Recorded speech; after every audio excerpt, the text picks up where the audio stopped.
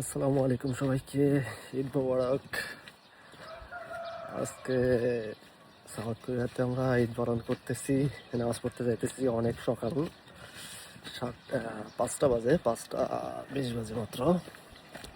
একদম ভোরে প্রথম জামাতটা শেষ করে এসে আমার কাজ করা লাগবে, এটাই প্রবাস জীবন ভাই।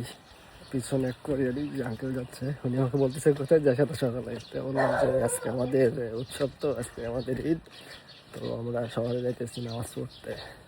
আজকে আমাদের বাংলাদেশের থেকে একদিন আগে ঈদ হচ্ছে, রোজার ঈদ বাংলাদেশের সাথে হয়েছে, বাট কোরবানির ঈদটা আমরা একদিন আগে করতেছি।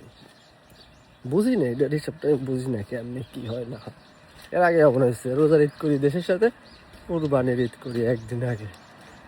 আজকে আবার মেঘলা ওয়েদার, একদমই মেঘলা ওয়েদার, অনেক বৃষ্টি হয়েছে রাত্রে, আজকেও বৃষ্টি আছে, দেখাইতেছি।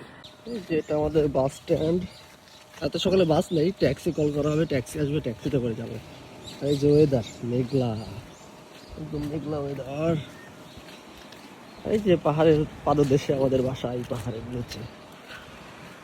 আর যে সাউথ কোরিয়াতে নির্বাচন চলতেছে, দেখেন নির্বাচনের পোস্টার, সব প্রার্থী একসঙ্গে, সবার ছবি একসঙ্গে দেওয়া, কোনো গ্যাঞ্জাম নেই, মারামারি নেই, কাটাকাটি নেই।